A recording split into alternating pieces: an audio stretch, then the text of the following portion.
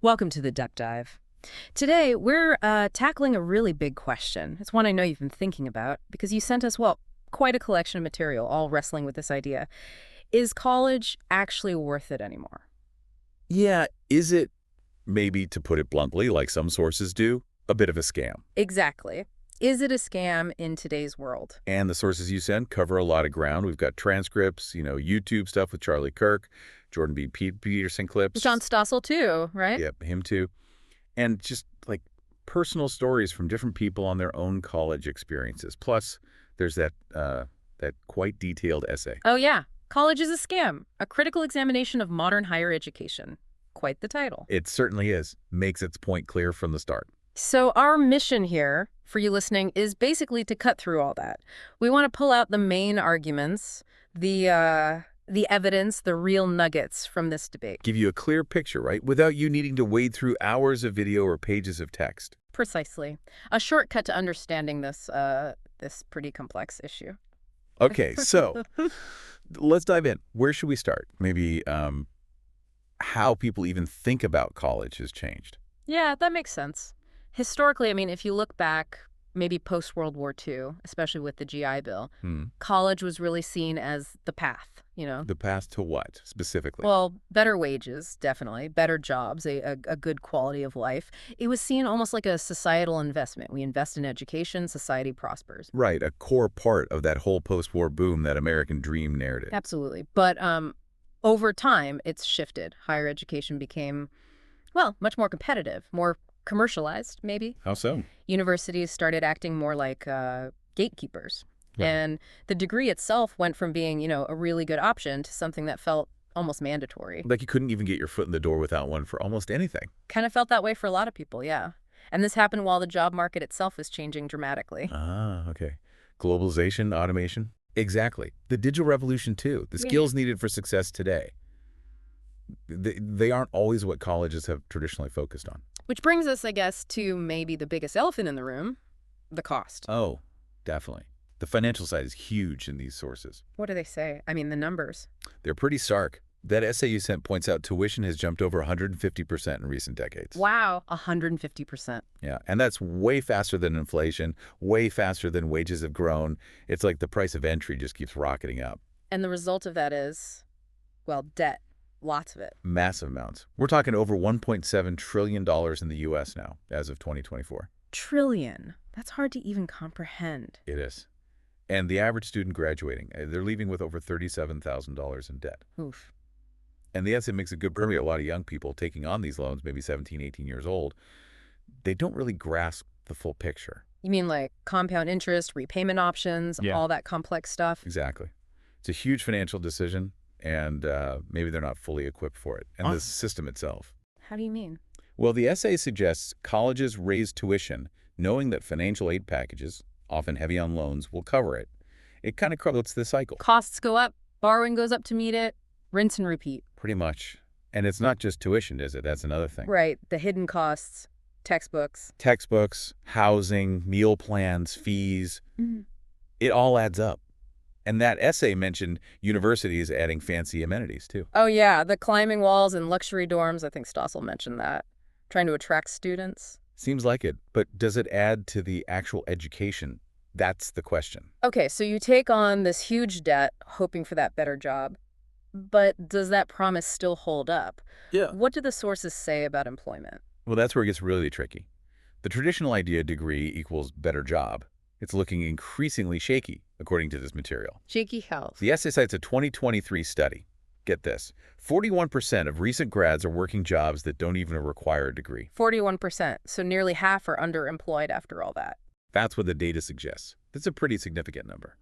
A big disconnect, maybe, A disconnect between... between what's taught, the academic curriculum, and what the modern workforce actually needs. The skills gap. Right. And some sources, like the Charlie Kirk discussions, they touch on specific degrees, don't they? Like liberal arts. Yeah, the concern that some degrees, while maybe valuable in broadening your mind, don't directly map onto a career path without adding more practical skills. And employers are noticing this? It seems so. The essay argues employers are putting more weight on actual experience, on certifications, on skills you can demonstrate. Less about the piece of paper, more about what you can actually do. Exactly. Skills-based hiring, they call it. It's starting to emerge more. So while you're spending 4 years, maybe more, and all that money, what are you not doing? And that's the opportunity cost, right? Precisely. It's So a huge factor, often overlooked. It's not just the tuition and debt. it's the lost income. Lost potential earnings, yeah. Or time you could have spent starting a business, getting real-world experience, learning a trade. While your peers are in lectures, maybe you're already building a career, earning money, no debt. That's the contrast the essay draws. And it points to things like the gig economy, the creator economy, paths that don't necessarily require that traditional degree at all. Which leads perfectly into alternatives. If college isn't the only way, what else is out there? Well, the sources mention quite a few. Online courses, obviously. Boot camps for specific skills like coding. Things that are maybe more targeted and cheaper? Generally, yes.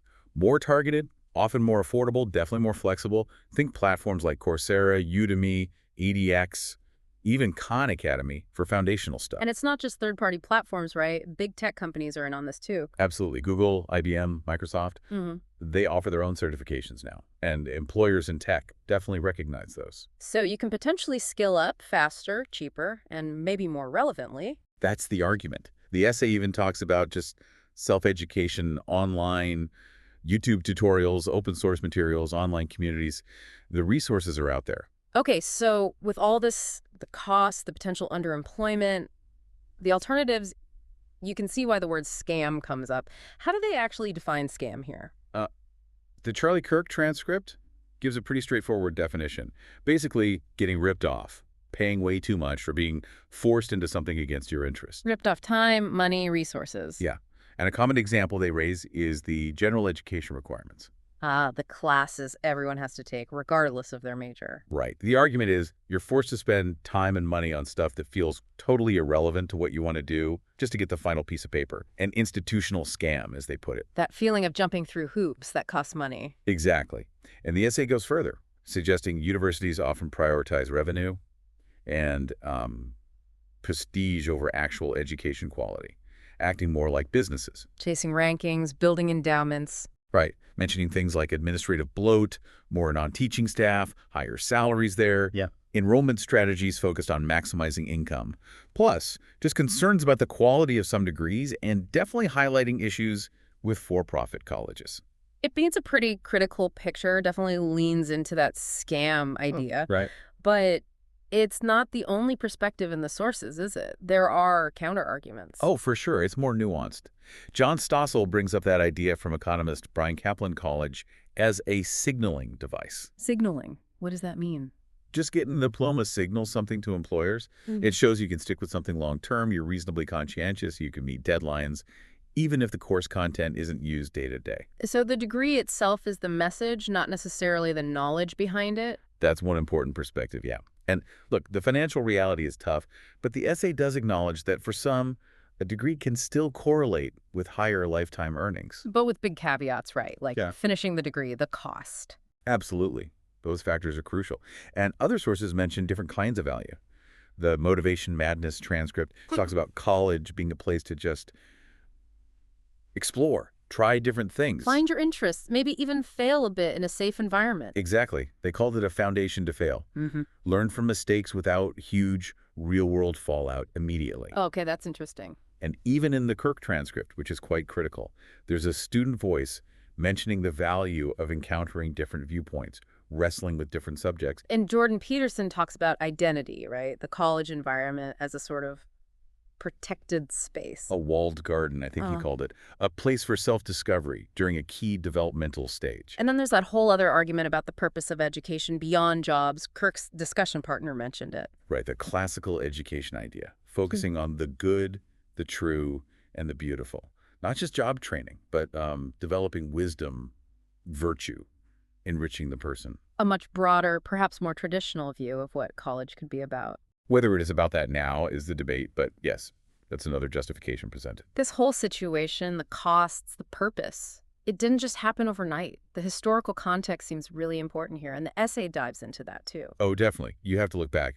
The GI Bill after WWII was huge open doors for so Ooh, many. democratized higher ed, in a way? Yeah. Then the Cold War, Sputnik, suddenly a massive push for science and engineering, STEM. National security driving education policy? Right. Then LBJ's Higher Education Act in 65, more federal aid, which the essay argues, maybe unintentionally, helped fuel tuition hikes later on. More money available chasing the same number of spots, prices go up. That's the economics argument, yeah. Mhm. Then you have the Vietnam era, campus protests, Yeah. which led to some backlash, funding cuts later, like under Reagan in California. Interesting. And corporate influence, the Powell memo. Also mentioned, yeah, that 70s memo suggesting businesses get more involved in shaping public discourse, including education, maybe pushing universities towards a more corporate mindset, the essay suggests. Wow, so many different threads. And more recently, globalization, automation, pushing demand for degrees, even for jobs that didn't used to need them. Less federal money for vocational training. And the rankings. U.S. News and World Report. Big one. Suddenly, universities are competing fiercely on metrics that favor prestige, exclusivity, maybe not always educational substance. Add in reliance on part-time faculty, concerns about grade inflation, even AI like ChatGPT muddying the waters. It's a complex mix. It really shows how we got to this point where people are seriously asking, is it a scam? It's a system under a lot of pressure, changing fast. Exactly. And it circles back to that fundamental question. What is education for? Is it just job prep? Or is it something more? Wisdom, beauty, truth, goodness, like that Hillsdale model mentioned in the Kirk transcript? Aristotle's idea, right? All people seek to know. But are universities today really focused on leading students towards those deeper ideals? That's a core part of the critique. Okay, so let's try and sort of synthesize this. As we wrap up this deep dive, what are the main takeaways people should get from all these different sources we've looked at?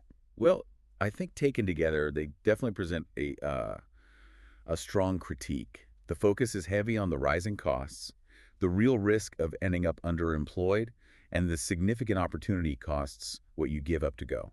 Which leads some very clearly to say, yes, it's a scam, at least for many. Right. That conclusion comes through loud and clear in some sources. Right. It's not the whole story presented. We also heard counterpoints. Definitely. There's the signaling value argument. The diploma itself says something. There's the potential still for higher lifetime earnings for some graduates. And the less tangible things, exploration, personal growth. Exactly. The chance to explore interests, develop your identity, learn from encountering different ideas and people. That value is still highlighted by some. So it really sounds like the bottom line is it's complicated and very personal. Extremely. There's no single answer. The value proposition depends so much on the individual, their goals, their chosen field, the specific institution, and just the way the economy keeps changing. Right. So maybe a final thought for you, the listener, to chew on. Thinking about everything we've dug into from these sources, the costs, the benefits, the alternatives, the history, what parts of the traditional college model seem most valuable to you? Or maybe most broken? And building on that, what could a better path after high school look like today? What would be more valuable, more relevant for the world we actually live in now? Yeah, big questions. Definitely something to keep thinking about. Thanks for joining us for this deep dive.